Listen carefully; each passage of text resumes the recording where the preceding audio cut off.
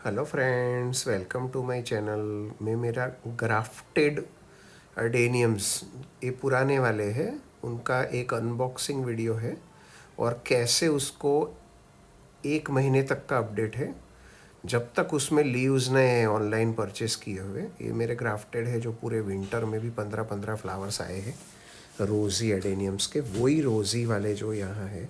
ये भी सारे ओबेसम है लेकिन सब ऑनलाइन मंगवाए हैं और सब ग्रो हो गए पिछले 3-6 महीने में। ये जो मंगवाए हैं अभी अभी मैंने ऑनलाइन, बहुत सस्ते पड़े हैं, 6 है राइट। और कितने बड़े हैं आप ज़रा अंदाज लगा लो, मेरे हाथ में है। कोई फ्लैट ग्राफ्टिंग किया है, कोई वी ग्राफ्टिंग किया है। ये मेरे पास 26 फरवरी रात को आए थे, शाम को। तो मैंने उसको ओपन एयर में रख दिया था ऐसे ही पेपर्स पे, राइट। देखो मेरा पूरा गार्डन है, बहुत सारे वीडियोस में रखता हूँ, आप प्लीज़ चैनल को सब्सक्राइब कर लीजिए। बहुत नॉलेजेबल वीडियो और एकदम सस्ते में कैसे करना है। देखो मैंने एक ऐसा छोटा सा बॉल रखा ही है जिसमें हमेशा मैं ऑनलाइन परचेस करता हूँ।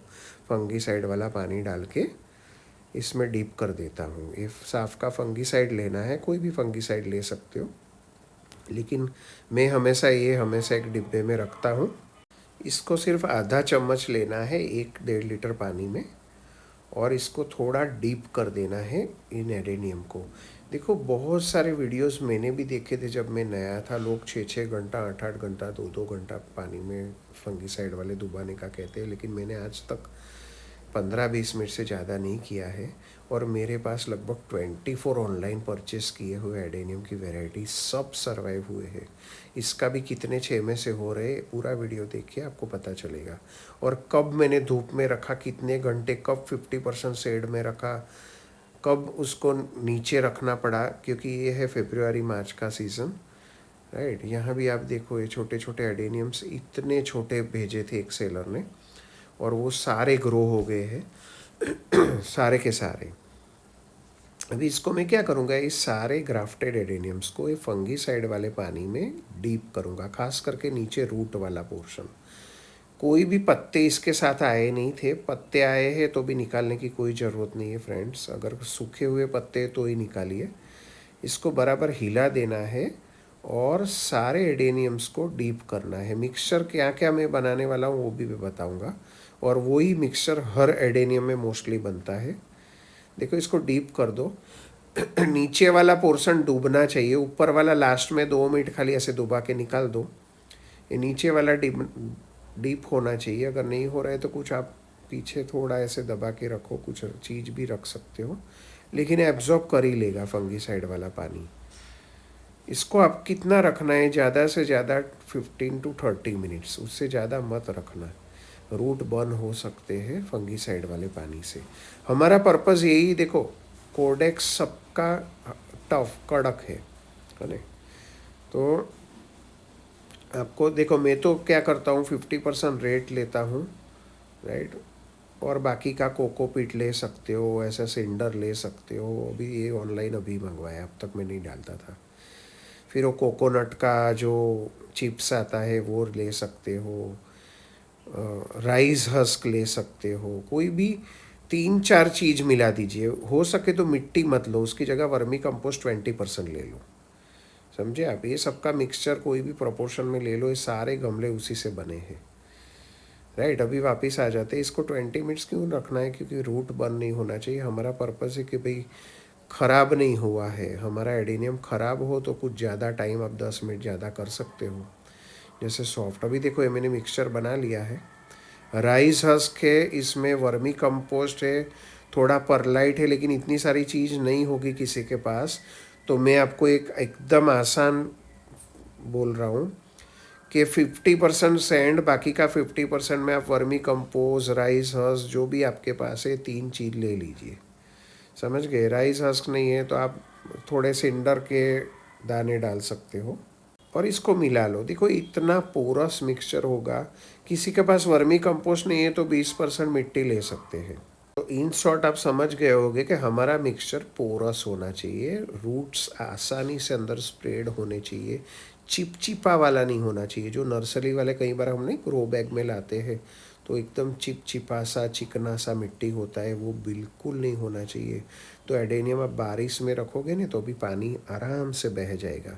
देखो मेरा कोई इतना एक्सपीरियंस नहीं, लेकिन इतने साल में मैं एडेनियम का इतना तो सीख गया हूँ, और सब खुद, यानी किसी से नहीं सीखा हूँ। सबसे बड़ी बात तो होल वाले, यानी जो नर्सरी पॉट्स कहते हो आप, अमेज़ोन मीशो में बहुत सस्ते मिलते हैं।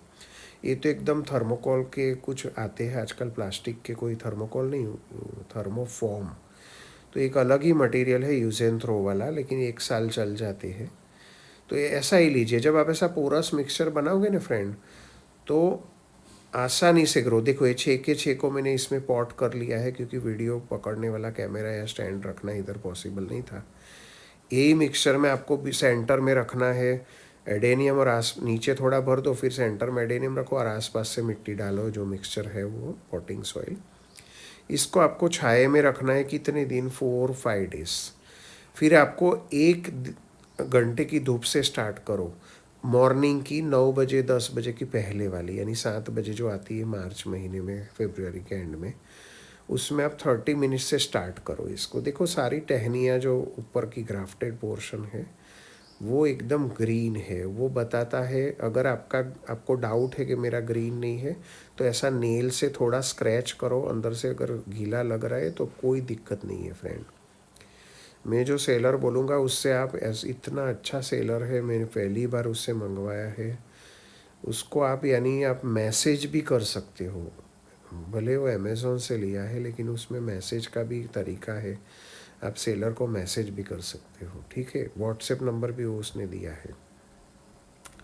अभी इसको मैं ऐसे ही रख दूँगा शेड के अंदर, लेकिन लाइट आना चाहिए। देखो मेरा बालकनी तो पूरा कवर्ड है ना, लगभग 350 स्क्वायर फीट का पूरा एरिया है, तो यहाँ पूरा कवर्ड है, लेकिन धूप कई जगह से आती है। विंटर में पूरे बालकनी में आती है, क्योंकि साउथ फेसिंग बालकनी है, तो पूरे अंदर तक आती है ये सेक्शन से।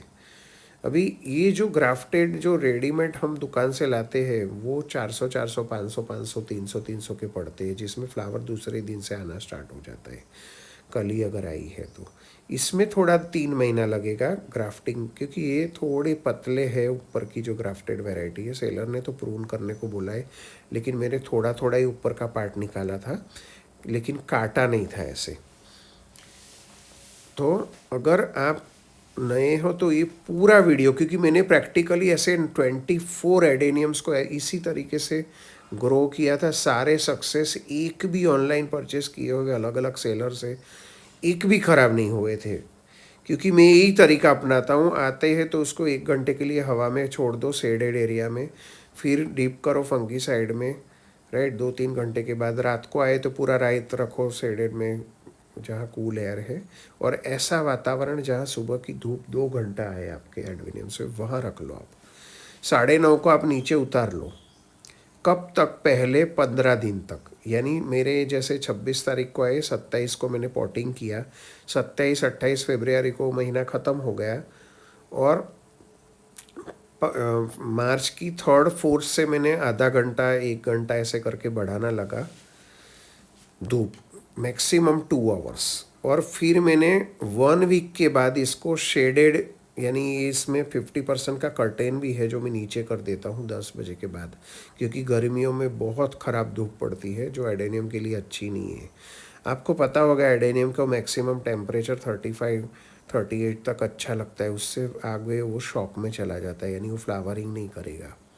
इसलिए नहीं बोला, मेरे वहाँ विंटर में सबसे ज़्यादा एडेनियम आते हैं। ये राइस हस्क है, वो आप डाल, राइस हस्क बहुत सस्ता मिलता है अमेज़ोन मीशो में, आप 100 रुपये में तो आपको 5 लीटर जितना मिलता है। 1 kg लिखते हैं, यानी वो 5 लीटर होता है फ्रेंड, जो आपको एक एक मुट्ठी डालना होता है एक गमले में, राइट। और वो क्या करता है, एक जगह बनाता है, इससे कोई फंगस नहीं होता है, क्योंकि राइस हस्क में लगभग 3-3.5 साल से मैं यूज़ करता हूँ अलग अलग गमलों में।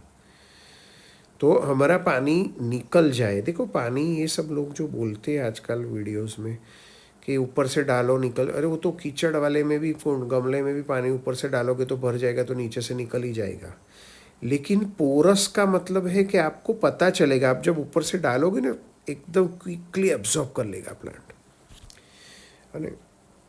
इसमें थोड़ा वर्मी कंपोस्ट क्यों डालना है कि ग्रोथ जब प्लांट का होगा तो उसको कुछ तो खाना होना चाहिए अंदर, राइट। ये देखो, ये मेरे सारे इंडोर प्लांट्स मैंने अभी पूरे विंटर में बाहर रखे हैं। ये एक ही था, इसका भी मैंने वीडियो बनाया था, एक के चार हुए, 6 महीने तक कोई लीफ नहीं आए थे, 6 नहीं लगभग 4 महीने तक, और फिर आने लगे।